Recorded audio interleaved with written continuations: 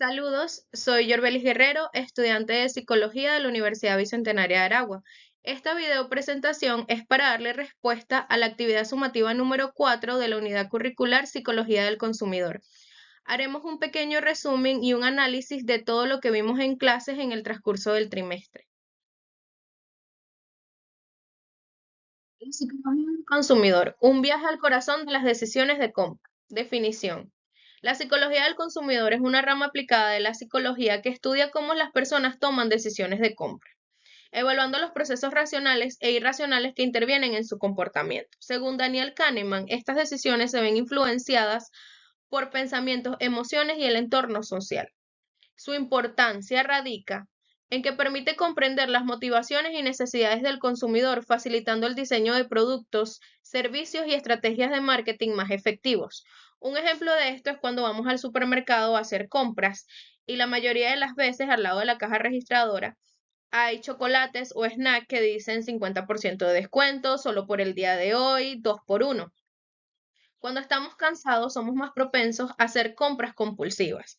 Entonces, de alguna manera, terminamos comprando ese chocolate que no teníamos planeado comprar cuando entramos al supermercado.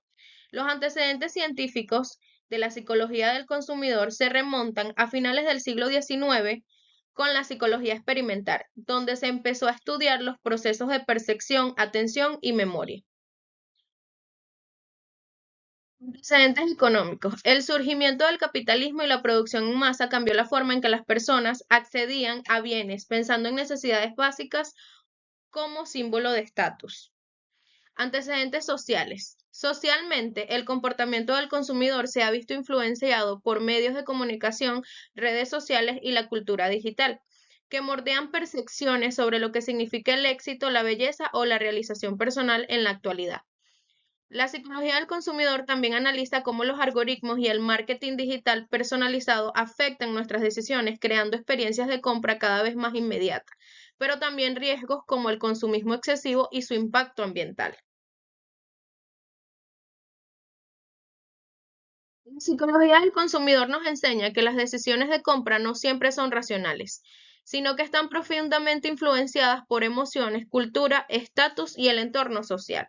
Aprender sobre sus bases científicas, económicas y sociales permite entender cómo las empresas modelan nuestras preferencias y cómo nosotros, como consumidores, también construimos identidad a través de lo que adquirimos.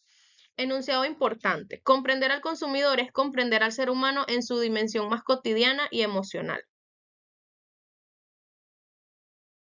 Procesos mentales y sociales del consumidor. La teoría del consumidor se enriquece al integrar disciplinas como la psiconeurofisiología, que explica cómo las emociones y la actividad cerebral influyen en nuestras decisiones de compra. La psicología social, que revela cómo el entorno y los grupos moldean actitudes, estereotipos y comportamientos, a través de conceptos como reactancia, influencia de mayorías y minorías, y percepción cultural y subcultural. Comprendemos que el consumo no es solo una acción individual, sino un reflejo de dinámicas sociales complejas. Entender al consumidor implica ir más allá del producto y explorar la mente, el entorno y la cultura que lo rodea. Procesos individuales del consumo y su influencia en el estilo de vida. El hiperconsumo ha dejado de ser una simple conducta de compra para convertirse en un fenómeno simbólico y emocional, donde las personas no solo adquieren productos, sino que también se convierten en un producto.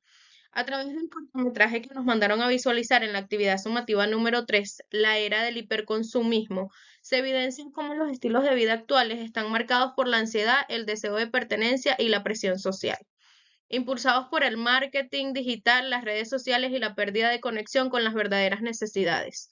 Las decisiones de compra cada vez son más automáticas, obedecen a impulsos emocionales más que a la reflexión racional. El consumo dejó de ser una necesidad para convertirse en una identidad para las personas.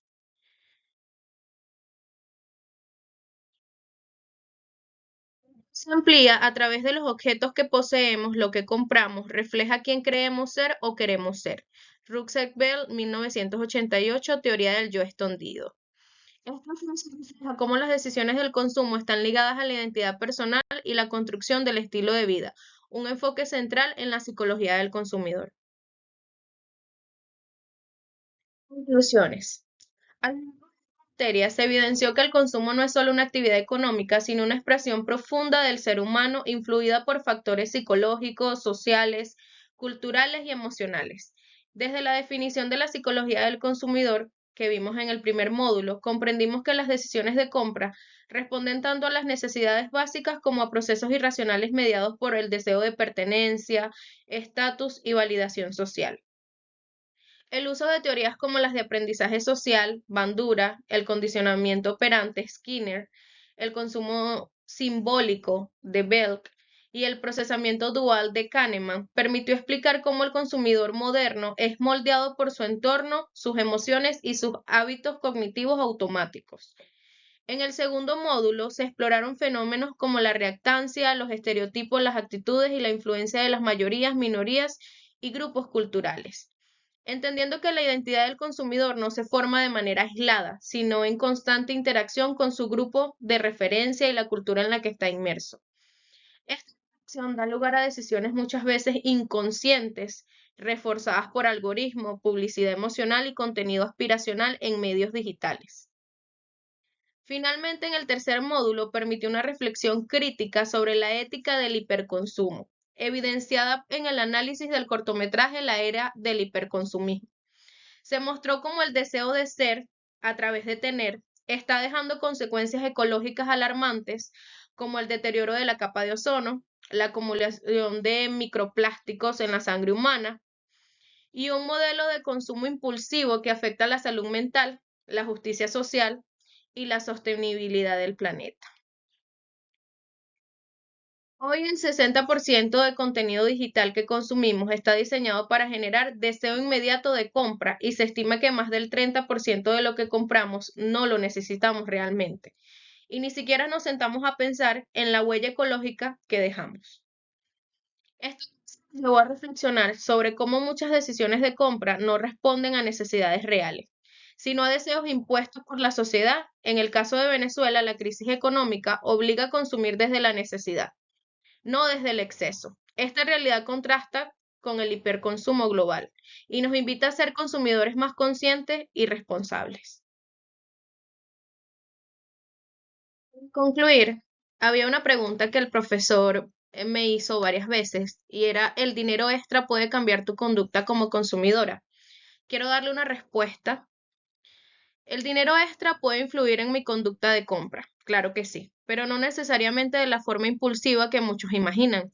A pesar de que obtener una suma inesperada puede abrir posibilidades, mi manera de consumir ha sido profundamente marcada por haber vivido en Venezuela en los años 2013, 14, 15, 2016, 2017, un periodo de inestabilidad económica que me enseñó a valorar cada decisión financiera. Esa experiencia me hizo más consciente, más racional. Siempre me pregunto si realmente necesito lo que deseo adquirir o si es una compra impulsada por el momento. Pienso en el futuro, en la utilidad real y en cómo afectará mis prioridades. Reflexionar sobre el consumo en contextos de crisis no permite ver el acto de comprar.